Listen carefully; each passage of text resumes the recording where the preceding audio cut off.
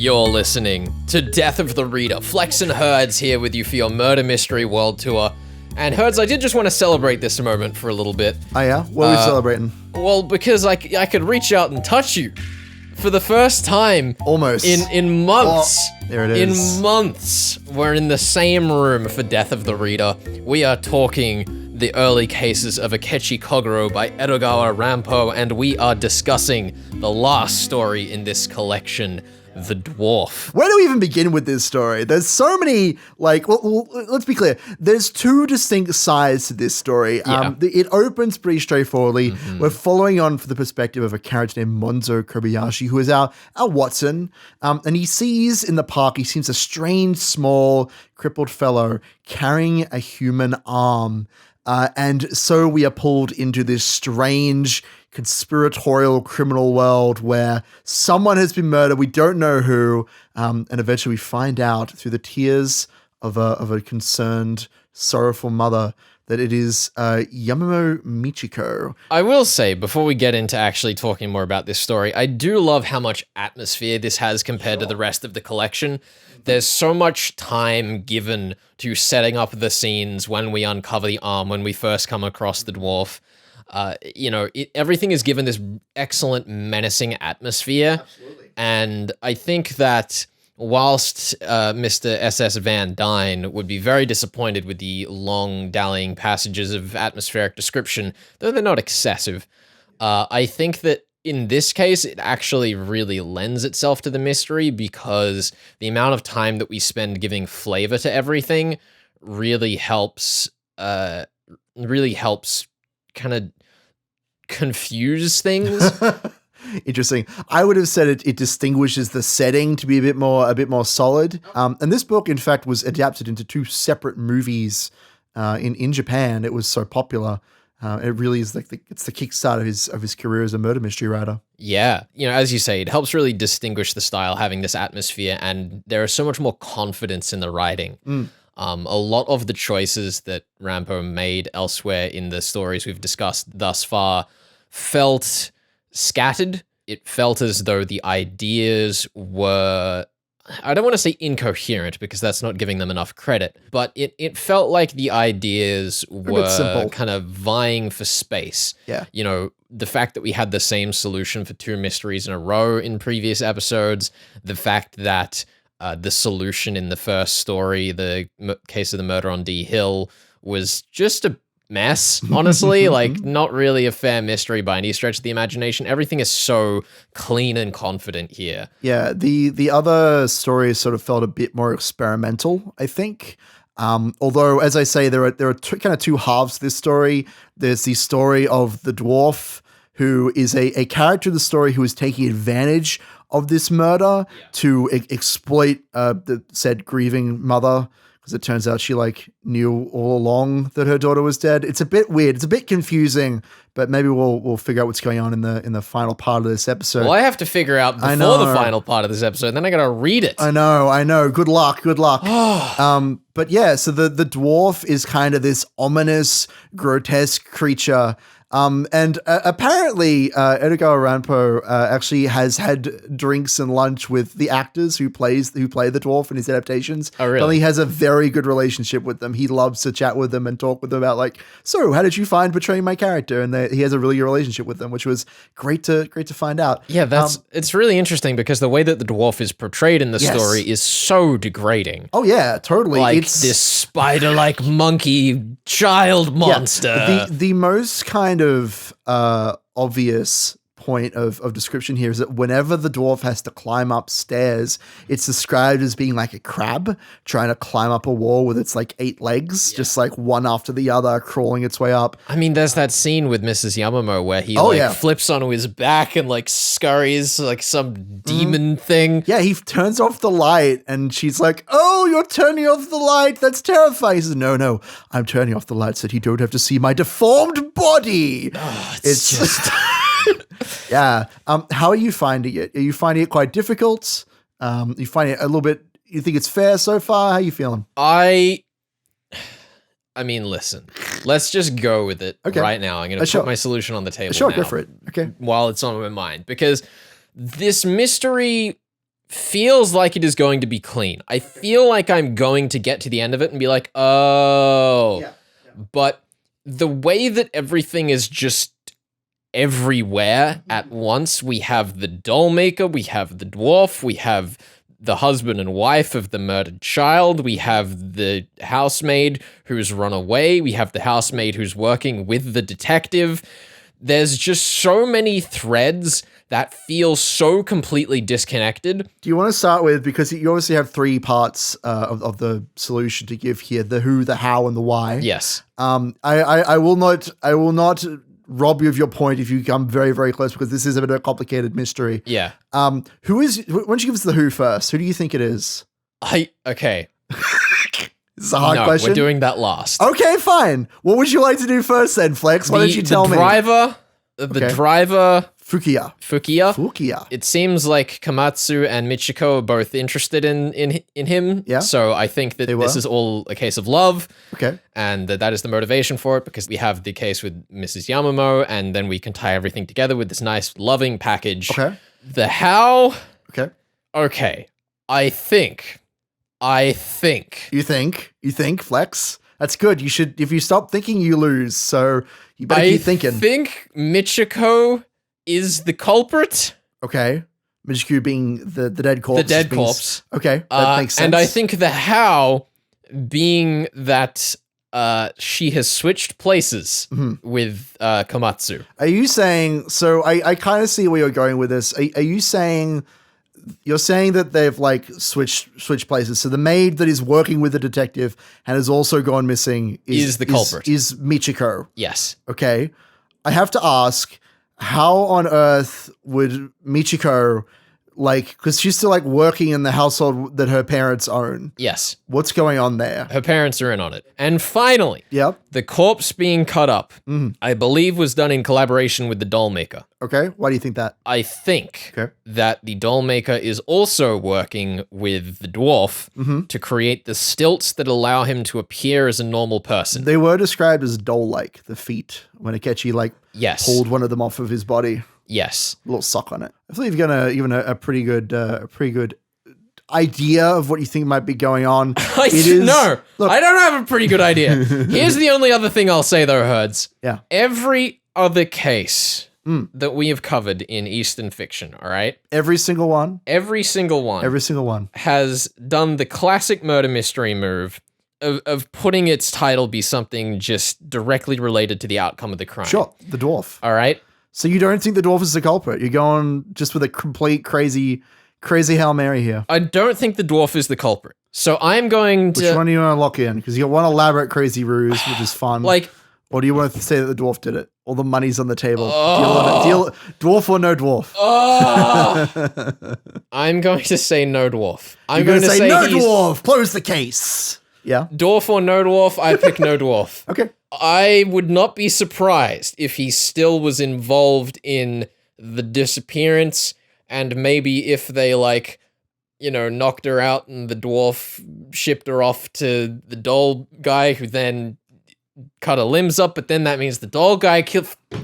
God damn this Pick a culprit, Flex. You gotta pick one person to be the culprit of this story. Who is the true culprit? It's the title of the story. I picked the dwarf. Pick the dwarf? I picked the dwarf. All right, you picked the dwarf. They shipped her off and the dwarf killed her. Okay, we're locking that in. And it's all because of the girl. Okay, let's lock in the dwarf as the culprit. Let's read the final couple chapters of this story. All right. And we will return to find out if you have earned your point or not, Flex. This is going to be the most agonizing read. I'm ready. I'm looking forward to it. Terrified. I'm looking forward to it. We're discussing the early cases of Akechi Kogoro. This is the dwarf. You're listening to Death of the Reader. And we'll be back with my nightmares in just a second.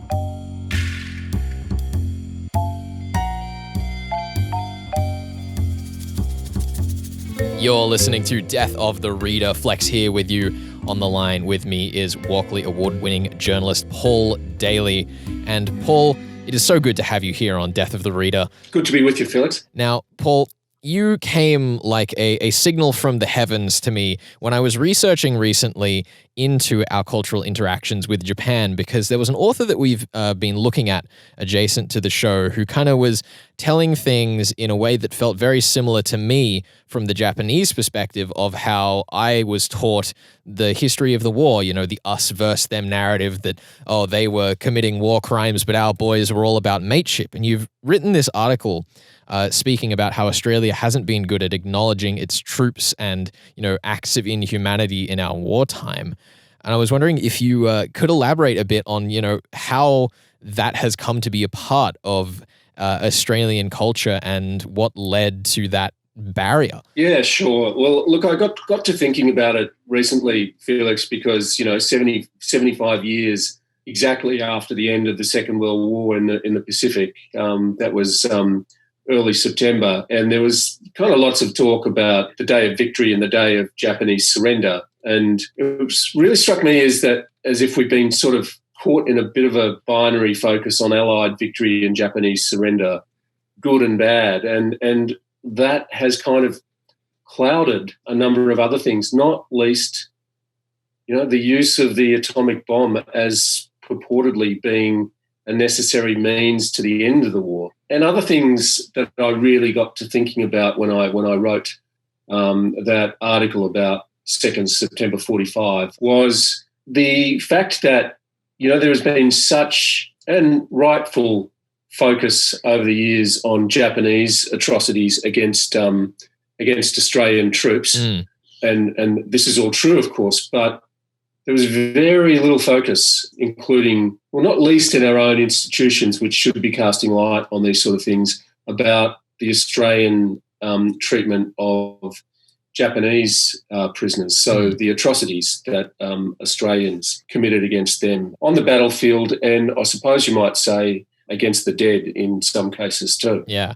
I mean, one of the things that you mentioned in here that I remember so vividly from visiting the Australian War Memorial is the photo of a Australian Special Forces soldier about to be decapitated with a samurai sword that was circulated internally and, changed a lot of the perspective, supposedly, of the troops at the time. When it comes to that barrier, when we look at narratives, how can you see through that and understand the other side? Because obviously the atomic bomb, as you mentioned, is such a significant point in history. There's no real way from the way that I was taught, and I guess by extension a lot of other Australians, to understand the impact that can have on people. So how can you dissect that narrative, and why is it important that it is formally acknowledged by, Australian institutions, as you say? It's really important that Australian institutions, whether they be educational, historical, museological, really pass the full business of war and what it does to human beings and humanity. And I think the only way to do that is to look at it from a starting point that war is a terrible business. We wrap it up in all sorts of language. We talk a lot about sacrifice and the spirit, particularly of Anzac. It seems to me to have gained kind of religious connotations almost. And to me, that really obfuscates the true horror of war and the fact that good and, yes, bad men and women do unthinkable things in war. And, the Australian War Memorial has a remarkable photographic collection, and, you don't have to go very far to find what would be regarded as trophy photographs of Australian soldiers posing with dead Japanese who were killed on the battlefield or otherwise. They're the sort of photographs that would kind of not be out of place alongside those Abu Ghraib torture photographs that came to light in the early 2000s. There was a normality about them. There was a prosaic nature to them, which makes you think and probably realise that this was pretty standard procedure.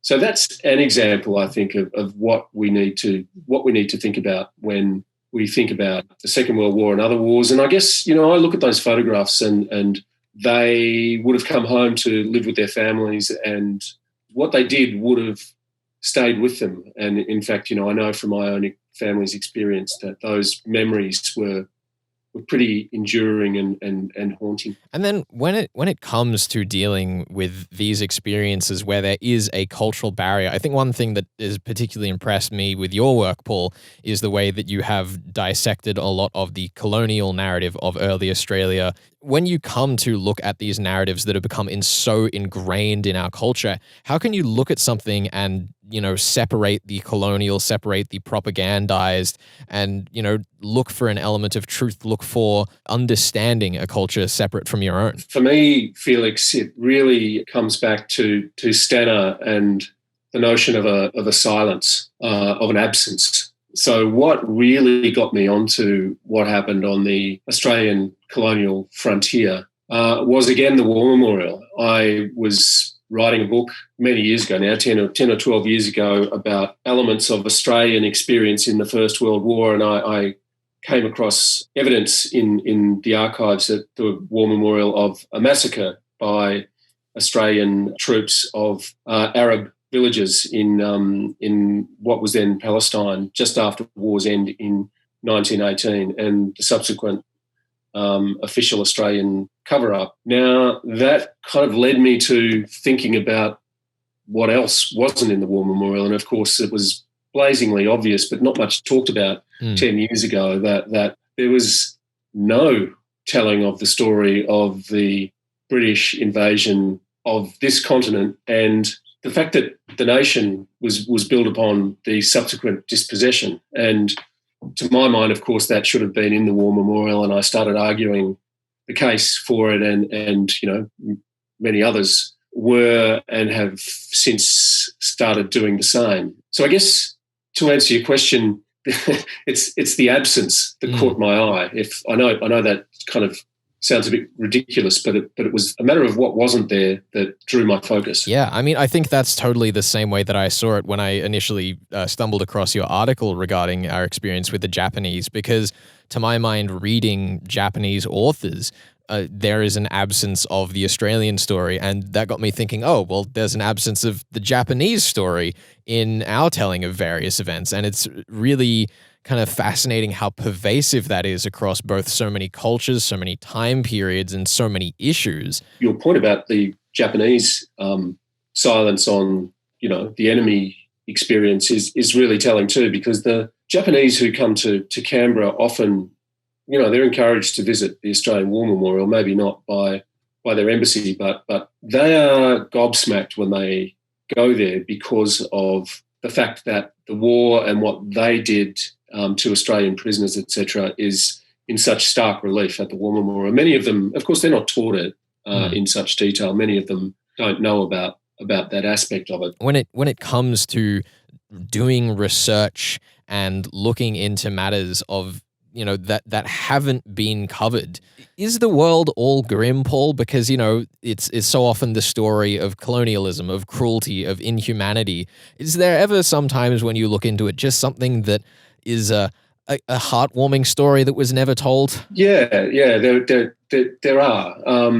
In terms of the frontier and the remarkable stories of cross-cultural friendships and compassion and humanities are certainly there. I mean, they're rare and they're difficult to find, and there is often a power imbalance at the heart of them. But there are stories of colonial explorers being saved by Aboriginal people, of course, and there are stories of colonists showing great compassion to Indigenous people, and there are stories such as those in the Bathurst War of the warrior Windradine, forging great friendship with one of the local families, the Sutter family, which really created a sanctuary during the Bathurst War. And I've actually sat down with the great-great-grandson of Sutter, the colonist, the landowner, and the great-great-grandson of Windradine, at the same table over a cup of tea to talk about,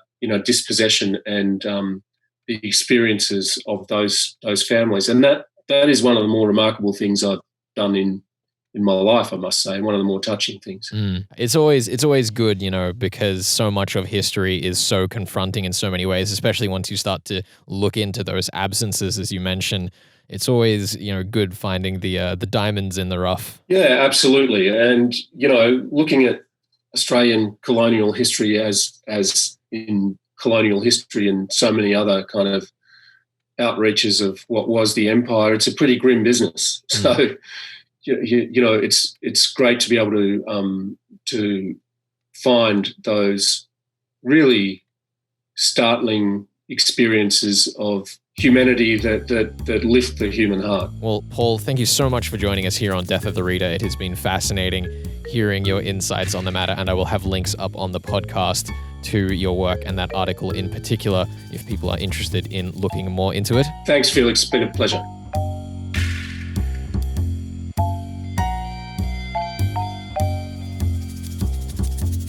You're listening to Death of the Reader. Flex and Herds here with your Murder Mystery World Tour. We are discussing the last story in the early cases of Akechi Kogoro, the Dwarf. I have just read through the solution to this story. Yeah, it's great. It's a great solution, right? I have never experienced such an emotional roller coaster in my life. If I had merely stuck to my guns. I know. It's so funny because I know you said that you were kind of all over the place trying to solve this story, trying to figure out what's going on, the who, the why, and the how, but you actually got very, very close. I got there. The only reason I changed my answer is because I was so ready for a fake out, but I wasn't ready for the double fake out. Yes. Oh. Let's be clear. So when I read through this murder mystery, I wasn't trying super hard to solve it. I was shocked by many revelations, one of which is that, yes, the body of the murder victim, who's not Michiko, but the maid Komatsu, is found in the dollmaker's house. And the moment where Akechi walks up and slams the doll with his hammer and all the sand spills out is a brilliant visual. It's so I love good. It. But yeah, the reveal is that it was Michiko. It was Michiko with her suitor, the driver Fukiya, and her father, Mr. Yamamo, who have orchestrated this crime, and that the dwarf was sort of a criminal handyman who was helping them out with it, and who decided to blackmail Mrs. Yamamo to take advantage of her, basically. But the double fake out is that when Akechi looks at the corpse in the doll, he says, "Oh, that's strange. There are some strangle marks, and I thought that Michiko had killed her with this statue bust. So maybe it wasn't Michiko who actually killed her. Maybe it was the dwarf." Can I tell you the line I knew I messed up? Yeah, what's the line? "Then who on earth did it?" Tamura and the chief detective shouted almost simultaneously. "The dwarf. I will now report the new facts that Saito here has brought me. Yeah. The dwarf has regained consciousness in a hospital bed. Yes. It seems now on the verge of death he will confess all of his sins." I knew at that moment what Edogawa Rampo had done to me. Yep. I knew the crime that had been committed against me. Can I tell you why I decided to go with the fake out instead of the double fake out? Tell me. Because I figured, Herds, it's a thematic on this show almost that I just don't get love plots and love stories. And that's exactly what this entire story was about. I was so proud of myself for noticing the love plot in this, and I was like, oh yes, I did it. I've met Herds at the gates to his kingdom. I know. What I didn't realize is that unlike every other story we've covered thus far, it is not that the lovers were the good ones in the story. Yeah. It's that all of the lovers were the bad ones in the story. It's kind of an interesting twist. We're presented from the outset with a very clear villain, the dwarf, who is a criminal. He's already going away for life or dying from his head injuries or whatever. So we can shift the blame of the crime onto him and save the life of Michiko. And this is why I love this story, because it is all about love, and it's about understanding that the penalty for having justice brought to this girl for her crimes would be devastating for herself and for her family. And Akechi, because he's the smartest man in the room, realizes what's going on. He's not just smart enough to figure out what's going on, he's also smart enough to morally deliver the final blow and to figure out the happiest way for this story to end. Screw Akechi Kogoro. Look, don't screw anybody. No, okay. Akechi Kogoro, best character ever. I love him.